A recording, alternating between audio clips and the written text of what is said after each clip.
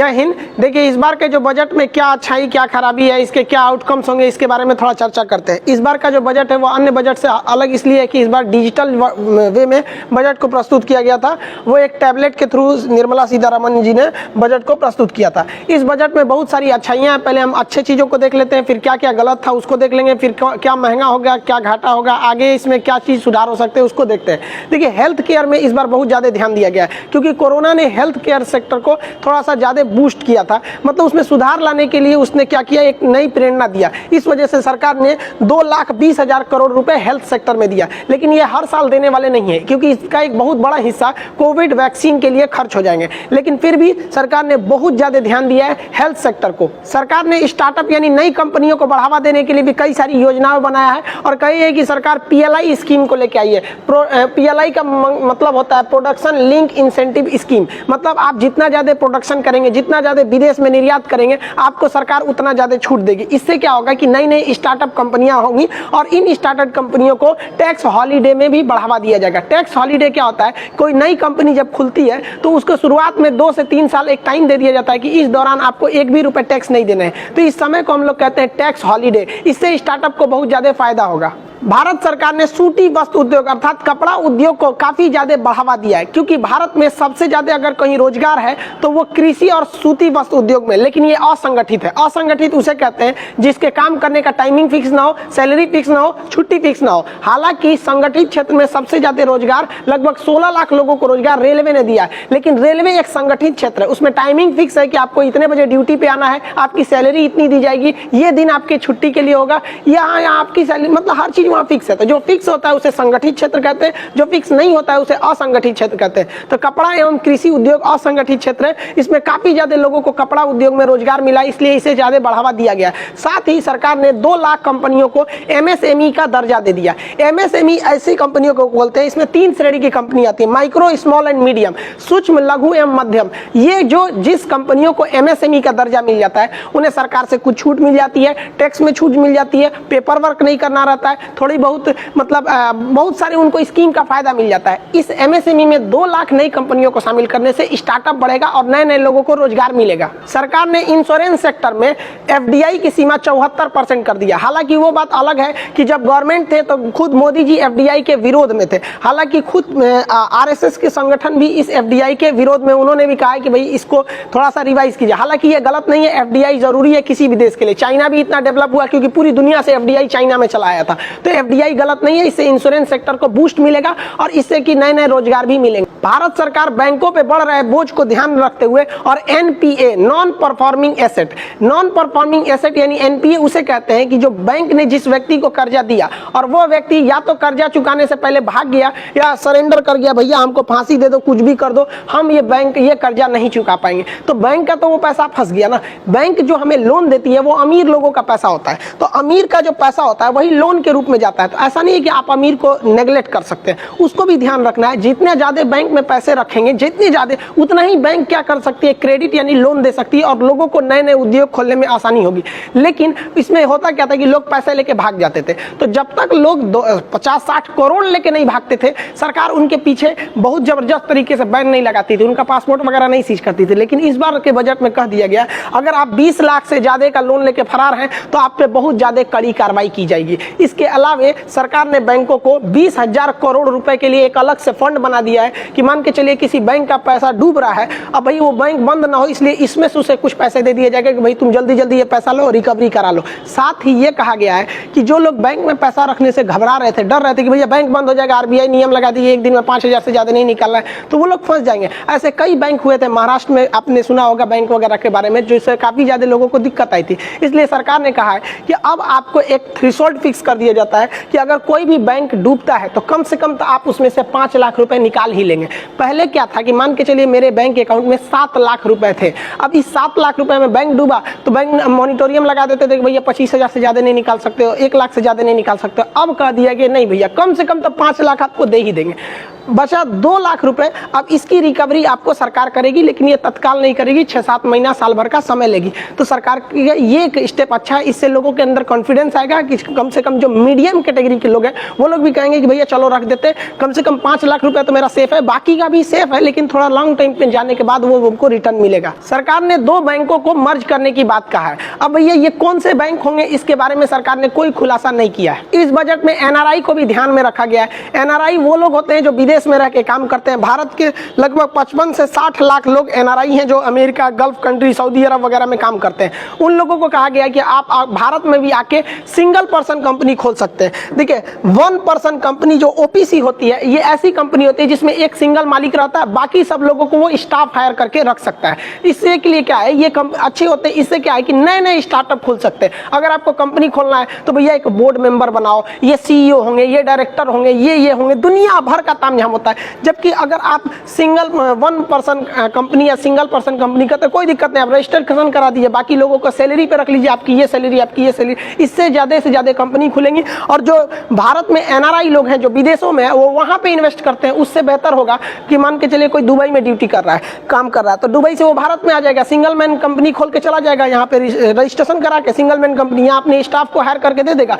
वो यूएई में भी कमा रहे हैं, उसकी कंपनी यहाँ भी वर्क कर रही है, प्रॉफिट होगा तो उसको भी फायदा होगा, सरकार को टैक्स मिलेगा और रोजगार भी मिलेगा। सरकार ने जिस तरह से टेलीकॉम कंपनी, हमें एयरटेल पसंद नहीं आएगा तो हम जियो ले लेंगे, जियो नहीं पसंद आया वोडाफोन लेंगे, जो मन हम स्विच कर सकते हैं। लेकिन हमारे देश में एक समस्या यह थी कि हम जिस शहर में रहते थे उस शहर में बिजली वितरण की एक ही कंपनी अवेलेबल रहती थी। इस वजह से वो मनमानी करते थे। कभी बिजली बिल किसी का 10,000, लॉकडाउन में सोच रहा हमारा बिजली बिल 1,60,000 रुपया आया। अब सोचो ना भैया, मार्च से लेकर जनवरी तक हमारी कोचिंग में एक बल्ब नहीं जला है, 1,60,000 रुपया बिजली बिल दे दिया और उन्होंने काट दिया, जमा करिएगा तब देंगे। मनमानी न होता है ये लोग का। वो लोग कह रहे हैं हाँ खूब से खूब क्या कर सकते हैं, हम इंस्टॉलमेंट कर देंगे, आप 50-50 हजार करके 3 बार में दे दीजिए। ये मनमानी है। तो ऐसे बिजली बिल अगर मनमानी करती है तो सरकार कह देगी कि अब एक शहर में हम कई तो डिस्ट्रीब्यूशन नेटवर्क को डाल देंगे। अब अलग अलग प्राइवेट कंपनियां भी आएंगी, आपको वो कहेगी भैया हमारे बिजली बिल ले लो, हम 6 रुपया यूनिट देंगे, कोई कहेगा हम 5.5 रुपया यूनिट देंगे, किसी की सर्विस अच्छी, कोई कहेगा रात 2 बजे आइए हम बना देंगे आपको। तो अब आपको आने ये सुविधा आपको तुरंत नहीं मिलेगी। हाँ, आने वाले 2-3 साल में आपको ये देखने को मिलेगा कि आप जब बिजली लेने जाएंगे, जिस तरह सिम खरीदने जाते हैं उस तरह से आपको बिजली वितरण की कंपनियां भी देखने को मिलेगी, जिससे कि साफ सुथरी नीति आएगी और बिजली चोरी भी बच जाएगी। सरकार ने सीनियर सिटीजन जो 75 साल से ज्यादा के एज के हैं उनको कहा है कि भाई साहब अगर आपको पेंशन मिल रहा है, ये सब चीजों पर आईटीआर नहीं लगेगा। और देखिए आईटी इनकम टैक्स रिटर्न नहीं लगेगा, मतलब आपको वो जो बैंक वाले हैं वो खुद ही मतलब इनकम टैक्स काट के ही आपको पैसे देंगे। ऐसा नहीं है कि आपको मतलब थोड़ा सा रिलीफ है, ये बहुत बड़ा रिलीफ नहीं है। लेकिन इन लोग को एक चीज का हाँ फायदा है कि इन लोग को सीए का चक्कर बार बार नहीं लगाना पड़ेगा, क्योंकि आईटीआर फाइल करने में ना सीए को हायर करना पड़ता है, फिर एक वो भी लोग सैलरी लेते हैं। एग्जाम के पॉइंट ऑफ व्यू से आपको पता होना चाहिए कि सरकार को इनकम कहां से आ रहा है और एक्सपेंडिचर यानी खर्च कहां है। तो इनकम में अगर हम ध्यान देंगे तो हमको सबसे ज्यादा इनकम होता है विदेश से ऋण लेकर। अब ये संस्थागत ऋण ले सकते हैं, जैसे मान के चलिए हम डब्ल्यूटीओ से ले सकते हैं या वर्ल्ड बैंक से ले सकते हैं, आईएमएफ से ले सकते हैं, अलग अलग बैंकों से हम लोग एशियाई डेवलपमेंट बैंक से ले सकते हैं। तो जहां जहां अलग अलग बैंकों से ऋण लिए हैं, हम लोग जापान से भी ऋण लेके रखे हैं, अमेरिका से ऋण लेके रखे हैं, तो ये ऋण लेने से भी हमें सबसे ज्यादा इनकम होता है 36%, हमारे टोटल इनकम का 36% होता है। तो इतना याद रखिएगा, अगर हम सबसे ज्यादा कर्जा ले रहे हैं ना तो सबसे ज्यादा खर्चो होगा ब्याज में। देखिए ऋण का ब्याज भरने में सबसे ज्यादा होता है, तो यहाँ होता है। फिर जीएसटी में 15% होता है, इनका इस बार जीएसटी थोड़ा ज्यादा ही भरा गया। इसका एक रीजन भी है, सरकार को ऐसा लग रहा है बार बार जिसे जीएसटी ऐसा होगा, इसके भी देखिए लॉकडाउन जब हुआ तो हर चीज ऑनलाइन हो गई। ऑनलाइन में जीएसटी से भाग ही नहीं सकते, 1 रुपया का भी ऑनलाइन सेल कीजिएगा तो आपको जीएसटी लेना ही पड़ेगा। इस वजह से भी ये देखा गया। हालांकि टैक्स ज्यादा कलेक्शन होना देश के लिए अच्छी बात है, ताकि सरकार अच्छे से काम कर सकते। इनकम टैक्स 14% है और कॉर्पोरेशन टैक्स यानी निगम कर, कॉर्पोरेशन टैक्स उस टैक्स को कहते हैं जो बड़ी बड़ी कंपनियों पे लगता है। टाटा, बिरला, महिंद्रा, ये सब बड़ी बड़ी कंपनियों पे कॉर्पोरेशन टैक्स लगता है वहां पे। अभी नहीं कि किसी का खैनी की दुकान है, खैनी बेच रहा है, दिन भर में बेचा 60 रुपया का, उस पर कॉर्पोरेशन टैक्स ठोक दीजिए, उस पर नहीं लगता, बड़ी बड़ी कंपनियों पे लगता है यहाँ पे। तो ये 4 स्लैब आप याद रखेंगे कि सरकार के आय का मुख्य स्रोत ये है। अब सरकार का खर्च देखते हैं, एक्सपेंडिचर क्या चीज है। सबसे ज्यादा खर्च जो होता है सरकार को ऋण देने में, ऋण के बदले ब्याज चुकाने में इस सरकार का, हमारे देश का 20% पैसा इसमें खर्च हो जाता है। बाकी स्टेट को 16% डिसाइड में चला जाता है। हर स्टेट को उसके टोटल टैक्स कलेक्शन का 42% लौटाना होता है। तो जो भारत केंद्र सरकार देखेंगे ना, यूपी को, बिहार को दे दी 2 लाख करोड़, उनको 3 लाख करोड़ ऐसे देती है, तो टोटल खर्च का राज्यों को 16% चला जाता है। और उसके बाद केंद्र सरकार योजना योजना चलाती है, कभी किसान प्रधानमंत्री किसान योजना, कई योजना दुनिया भर की सरकार के 100-150 योजनाएं चल रही हैं, तो उन योजनाओं पे ये खर्च होता है। तो आप इस चीज को याद रखिएगा, सरकार का इस बजट में सबसे बड़ा फोकस रहा कि सरकार अपना खर्च बढ़ाना चाहती है। वो जानती है ज्यादा से ज्यादा खर्च करेंगे तो देश संपन्न हो जाएगा, इसलिए सरकार ने 40 लाख करोड़ रुपए खर्च करने का प्लान बना दिया। आप कहेंगे कि खर्चा करने से ऐसे कैसे बढ़ेगा, तो देखिए मान के चलिए हमारा परिवार है, 10 लोग इस परिवार में है, हम इस परिवार के मुखिया हैं, हम सोच लेंगे कि हम पैसे खर्चा नहीं करेंगे, तो क्या मेरा परिवार कभी खुश रहेगा? नहीं,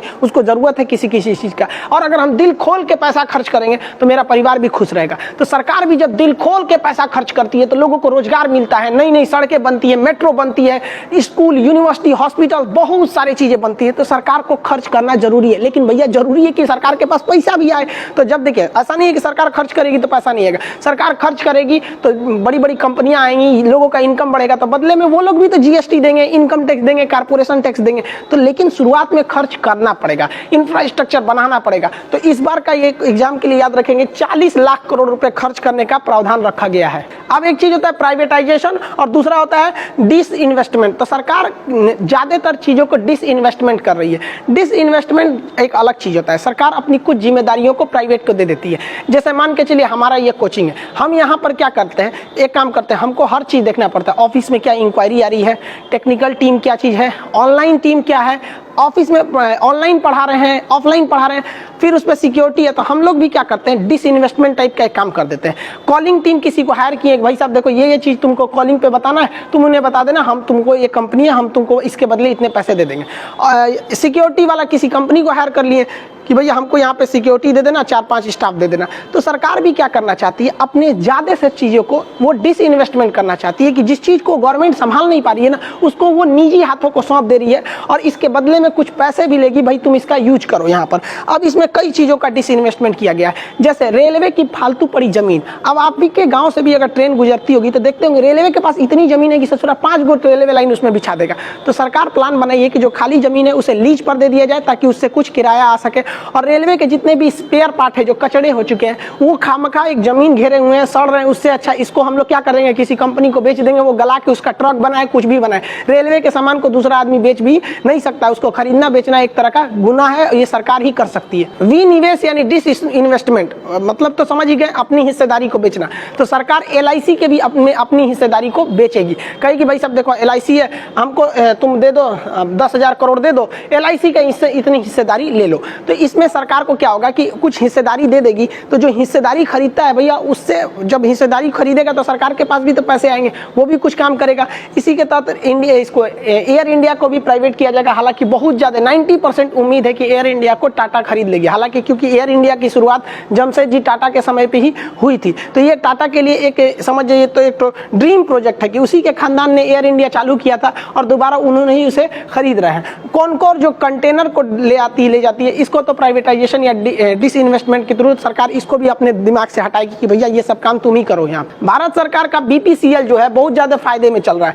भारत सरकार को पता है कि अगर हम इसकी कुछ हिस्सेदारी बेचेंगे तो हमको बहुत ज्यादा पैसे आएंगे, क्योंकि सरकार जो है वो 40 लाख करोड़ रुपए खर्च करने जा रही है, जबकि कोविड-19 की वजह से सरकार का हाथ खाली है, GDP नीचे गया था, तो पैसा लाएंगे कहाँ से, छाप देंगे। बेवकूफ थोड़ी है सरकार, वेनेजुएला की तरह है का, नोट छाप के बर्बाद करेंगे। हम एक वीडियो बनाए थे कि दुनिया का सबसे बेवकूफ वित्त मंत्री होगा जो नोट छाप के गरीबी दूर करेगा, हो ही नहीं सकता और महंगाई बढ़ जाएगी। उसका लिंक डिस्क्रिप्शन में दे देंगे, मन करेगा तो देख लीजिएगा उसको। तो सरकार को पता है कि भैया हम खाली कबाड़ चीज बेचेंगे तो हमारे पास पैसे नहीं आएंगे, तो BPCL को सरकार की इसमें से कुछ हिस्सेदारी बेच देगी, जिससे कि सरकार के पास बहुत पैसा आ सके और वो खरीद सके। स्टील कारखानों को, रेलवे का जो DFC है, जो डेडिकेटेड फ्रेट कॉरिडोर, वो वाली रेलवे लाइन को भी सरकार उसे प्राइवेटाइजेशन करेगी। ट्रांसमिशन लाइन को प्राइवेटाइजेशन करेगी। इससे एक और फायदा होगा भाई साहब कि जो ट्रांसमिशन लाइन है इसका रख रखाव सरकारी कंपनी अच्छे से नहीं कर पाती थी सर, तो प्राइवेट कंपनियां रहेंगी तो उसमें और अच्छा रहेगा कि भाई आप लोग अपना अपना ट्रांसमिशन लाइन को देखते चलिए। इस डिसइन्वेस्टमेंट के तहत एक और चीज़ है कि इससे जो पैसे आएंगे उससे सरकार इन्वेस्ट करेगी और उससे भारत सरकार के छोटे छोटे शहरों में जहाँ जाम लगना एक आम समस्या है, किसी भी शहर का विकास तभी होगा जब आप वहाँ सुगमता से जा सकते हैं। नोएडा, दिल्ली, गुड़गांव, यहाँ 10 किलोमीटर जाने का मतलब 10 मिनट, बहुत हो जाता है यहाँ नोएडा यहाँ वाले एरिया में। मेट्रो है, चौड़ी सड़कें, थोड़ा पटना में आके चलिए ना 10 मिनट में 2-2 घंटा लग सकता है। पटना में 10 किलोमीटर में आपको 2 घंटे लग सकते हैं। पटना के इस शहर से उस शहर जाना, इस कोना से उस कोना 2-3 घंटे बर्बाद हो जाएंगे। इसलिए सरकार को पता है कि हमें मेट्रो चलाना है, बट मेट्रो पे खर्च ज़्यादा आएगा, इसलिए लाइट मेट्रो चलाया जाएगा जिसकी सुविधाएं मेट्रो की तरह होती है लेकिन खर्च बहुत कम आते हैं। और सरकार ने पूरी तरह से मन बना लिया है कि विद्युत रेलवे को अगले साल तक 100% इलेक्ट्रीफाई करेंगे। इससे 3-4 फायदा होगा।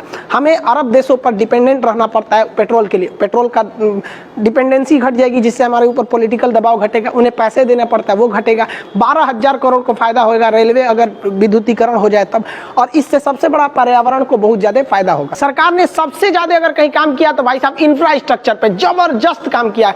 और ये रोड ट्रांसपोर्टेशन में, हाईवेज वगैरह में इतना बेहतरीन सरकार ने काम किया है। 85-100 किलोमीटर का नया एक्सप्रेसवे हाईवे वगैरह को बनाया जाएगा और पर डे सरकार ने लक्ष्य रखा है कि वो 22 किलोमीटर सड़क बनाएगी। अब मोदी जी के मंत्रिमंडल में हमको सबसे ज़्यादा अगर कोई काम करते हुए दिखते हैं तो भाई साहब नितिन गडकरी इतना बेहतरीन काम करते हैं, मतलब पर्सनली हम इनके बहुत वाले फ़ैन हैं, क्योंकि ये कभी बहसबाजी या उस तरह का भाषणवार नहीं काम करते, एकदम बेहतरीन ढंग से काम करते हैं।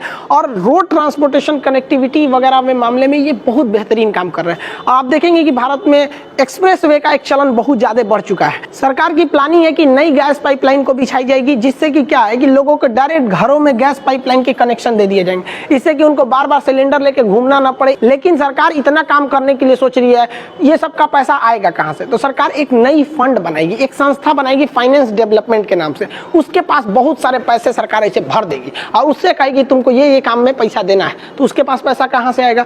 तो उसको सरकार जो है अपने पास से 20,000 करोड़ रुपए देगी और बाकी के 5 लाख करोड़ इन्वेस्टमेंट के थ्रू उसमें कराएगी। अब सड़क बनाने का पैसा वही दे देगी, जो काम अटका हुआ है उसमें वहां से पैसा दे देगी, जिससे कि जो भी काम अटक गए हैं वो द्रुत गति से चालू हो सके। स्क्रैप गाड़ियों के लिए नई योजना लाया गया है कि जितने प्राइवेट गाड़ियां हैं जो पर्सनल यूज के लिए, अगर वो 20 साल से ज्यादा पुराने हैं तो सरकार उन्हें हटा देगी। कॉमर्शियल गाड़ियां, लोडेड गाड़ियां, ट्रक वगैरह 15 साल से पुराने हैं तो आपको उसे हटा दिया जाएगा, स्क्रैप पार्ट में उसे तूर तार के बेच दिया जाएगा। इससे फायदा क्या होगा कि अकेले 2021 में सड़कों पे से 1.5 करोड़ गाड़ियां गायब हो जाएंगी। ये वो गाड़ियां हैं जो 15 साल से ज्यादा पुरानी है या 15 से 20 साल की पुरानी है। ये प्रदूषण बहुत भयानक करती है। अब जो लोग ये 1.5 लाख गाड़ियां जब ये निकलेंगी तो इनको जब कूच दिया जाएगा, तो जब इनको कूच काच के गिराया जाएगा तो इससे जो गाड़ियों का जो मेटल कॉस्ट आता है, स्टील आती है, वो 30% सस्ता होगा। तो 30% सस्ता होने की वजह से कार का रेट घटेगा।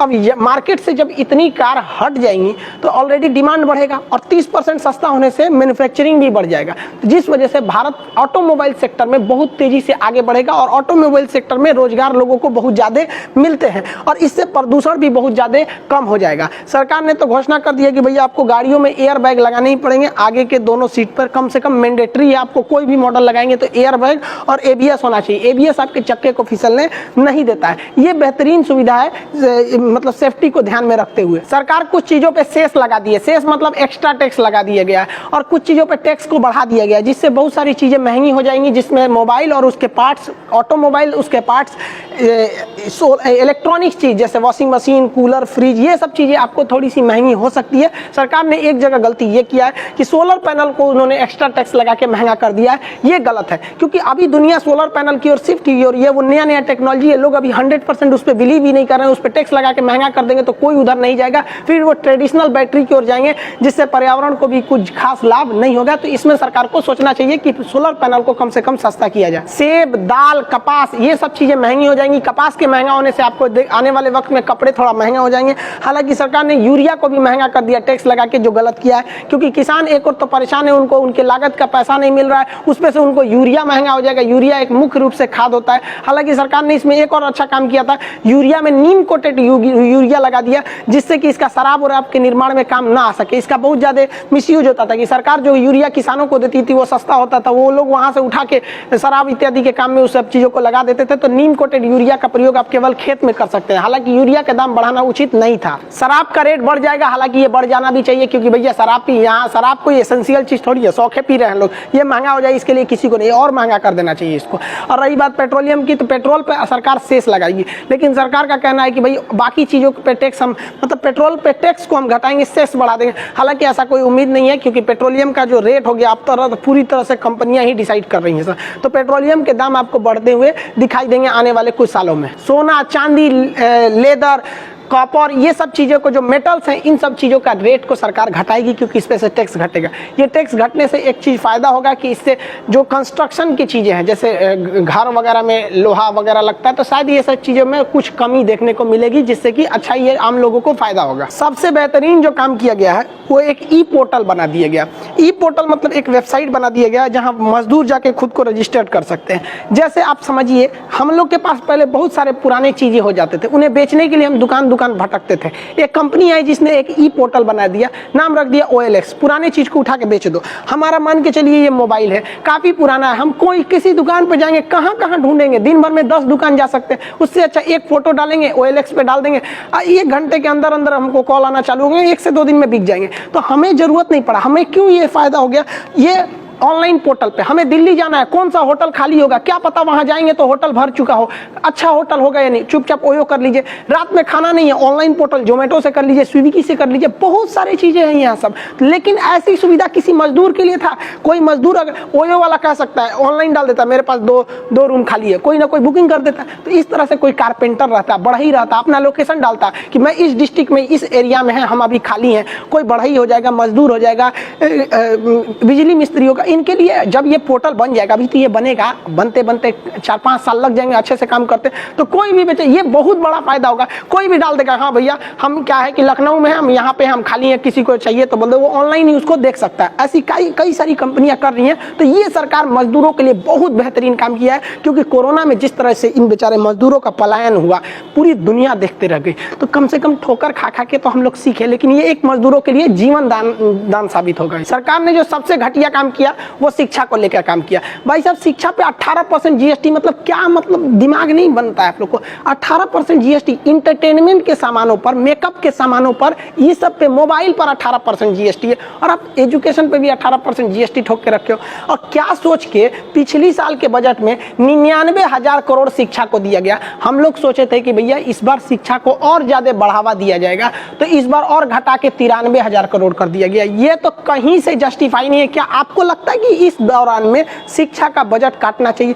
हद है भाई साहब। हालांकि सरकार ने 100 नए सैनिक स्कूल खोलने की बात कही है, लेकिन इतना कम बजट देना, वो भी भारत जैसे अल्प शिक्षित जगह को, जिसमें हम लोग कहते हैं कि सबको शिक्षा होना है, विश्व गुरु बनना है, तो भैया पैसा काट देंगे तो कहां से विश्व गुरु हो जाएंगे हम लोग व्हाट्सएप पे। सरकार ने पिछले साल कुंभ के लिए 2200 करोड़ रुपए दिए थे, और इस बार दिल्ली सरकार को 325 करोड़ रुपए दिए। दिल्ली सरकार का दिमाग ही काम नहीं कर रहा है। और बांटिए, आप फ्री बांटिए भाई मोदी जी को 325 करोड़ में देखिए क्या मिलने वाला है। तो भाई साहब ये तो गलत है भाई। दिल्ली को इतना कम पैसे नहीं देने चाहिए। दिल्ली बहुत बड़ा है, हम सबका दिल्ली है, मतलब ऐसा नहीं पूरा देश का, हम सबका पूरा देश है, बट दिल्ली एक ऐसा जगह नहीं जहाँ सबको काम आते हैं। आप दिल्ली ऐसे देखेंगे, वहाँ हर जगह के लोग आएंगे, हर जगह वहाँ इंफ्रास्ट्रक्चर रहना जरूरी है। 325 करोड़ में क्या होगा? एगो पुल नहीं बनेगा बढ़िया से 325 करोड़ में। इसका अब दिल्ली सरकार क्या करे? केंद्र सरकार के आगे तो कुछ नहीं कर सकती। एगो स्टेट भी तो नहीं हो, तो यूनियन टेरिटरी है। चलिए आगे अब देखते हैं तो किसानों के लिए क्या हुआ। किसानों के लिए कुछ खास नहीं हुआ है, बस वैसे ऊपर के वादे किए गए हैं कि हम MSP के ये करेंगे, कुछ खास होने वाला नहीं है। किसानों के लिए कितना हो सकता है आप बस अंदाजा लगाइए इस बार से, कि आप गन्ने का जो एक जूस पीते हैं ना, गन्ने का 10-5 रुपए का मिलता होगा, लेकिन सरकार किसानों को गन्ना कितने रुपए में खरीदती है पता है?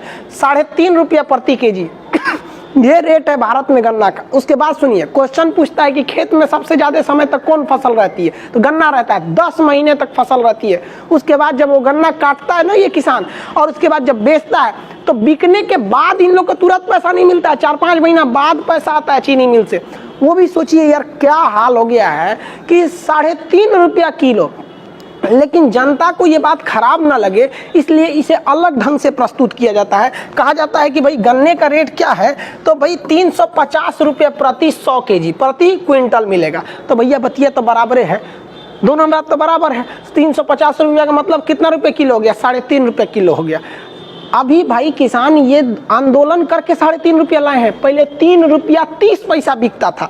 2018 में किसानों ने बहुत बड़ा आंदोलन किया था पश्चिमी उत्तर प्रदेश का, तो इसे बढ़ाकर 3 रुपया 20 पैसे से बढ़ाकर 3 रुपया 50 पैसा किया गया है। और किसान सब क्या गलत, आप अपनी दुनिया भाई, ये 3.5 रुपया किलो गन्ना, मतलब आपको लगता है बेचारा किसान 10 महीने खेत में लगाया है, क्या उसको बचेगा। डिफेंस सेक्टर में सरकार ने 4,80,000 करोड़ दिया। हालांकि इसका एक बहुत बड़ा अमाउंट जो है वो पेंशन और सैलरी देने में खत्म हो जाता है। 50% ही शुद्ध रूप से सेना को बच पाता है। हालांकि सरकार ने अलग से मॉडर्नाइजेशन के लिए बजट बनाए हैं, लेकिन फिर भी जब हमें चीन को देखते हैं तो ये बजट बहुत ही बौना साबित हो जाता है। लेकिन फिर भी हमें सब कुछ देख के चलता है। पाकिस्तान के हिसाब से बजट सही है, बट चाइना की कंपेरिजन में बजट सही नहीं है। लेकिन फिर भी हमें और थोड़ा कर सकते थे डिफेंस के सेक्टर में, लेकिन कोविड-19 की वजह से अर्थव्यवस्था गिरी हुई थी।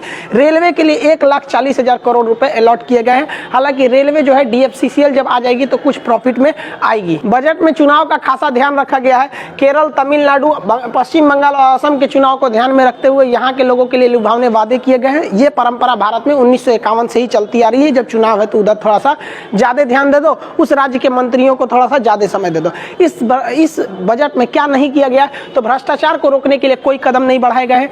ट्रस्ट के टैक्स के अगर परसेंटेज घटा दिए गए रहते तो लोग ज्यादा से ज्यादा टैक्स दे देते। हमेशा यही देखा गया है कि टैक्स अगर कम रहता है तो लोग आराम से टैक्स देते हैं, चलो इतना जाओ। सरकार को अगर लगता है कि नहीं हम किसी से इनकम टैक्स 30%, 40% वसूल लेंगे, तो भाई साहब आप अगर होशियार है ना तो हिंदुस्तान में एक से एक CA बैठे हैं, सब एक से एक कारपोरेट वकील बैठे हैं, सब 25 ठो दिमाग देते हैं कि सर ऐसे कर लीजिए, ऐसे कर लीजिए, ऐसे ऐसे टैक्स बचता है। आप सरकार को भी पता होगा, तो कोशिश करना चाहिए यहाँ पर। हालांकि सरकार ने टैक्स के स्लैब में चेंजिंग नहीं किया, हालांकि ये बहुत अच्छा चीज है। हर साल टैक्स के स्लैब में चेंज हो जाता था, जिस वजह से लोगों को दिमाग मतलब परेशान हो जाता था इस साल का टैक्स स्लैब क्या चीज है। देखिए इस बार एक और चीज है, सरकार को कोशिश करना चाहिए कि जो नई कंपनी आई हैं वो रजिस्ट्रेशन करा ले। रजिस्ट्रेशन अगर कंपनी कराती है तो सरकार को उन्हें कुछ छूट देना चाहिए ताकि वो लोग रजिस्ट्रेशन करा ले। अगर रजिस्ट्रेशन करा लेगी तो टैक्स देगी, अगर रजिस्टर्ड ही नहीं है तो टैक्स देने का सवाल ही नहीं पैदा होता है। ये बजट जो था वो देश के लिए था और अच्छा भी है। ये सब लोग जानते हैं कि सरकार जब चुनाव जीत के आती है तो शुरुआत के 3 साल काफी हार्ड डिसीजन लेती है, और 3 साल के बाद जो चौथा 5वां साल होता है उसमें जो बजट लाया जाता है वो लोगों के लिए लाया जाता है। तो एक्चुअली ये बजट देश को ध्यान में रख के था, नागरिकों को रखकर ध्यान में कतई नहीं था। इसलिए आप देखेंगे तो नागरिकों को बहुत ज्यादा फायदा नहीं होने वाला, और यही रूल चलता भी रहता है। पूरी दुनिया में यही चलता है, जहां जहां लोकतंत्र की शुरुआत के 3 साल में कड़वी दवा खिला दो, लास्ट के 2 साल में मीठा मीठा खिला के अगली साल में चुनाव में हम लोग निकल जाएंगे। इसमें इन्फ्लेशन थोड़ा सा बढ़ेगा, बजट के बाद महंगाई थोड़ा सा इंक्रीज हो जाएगा।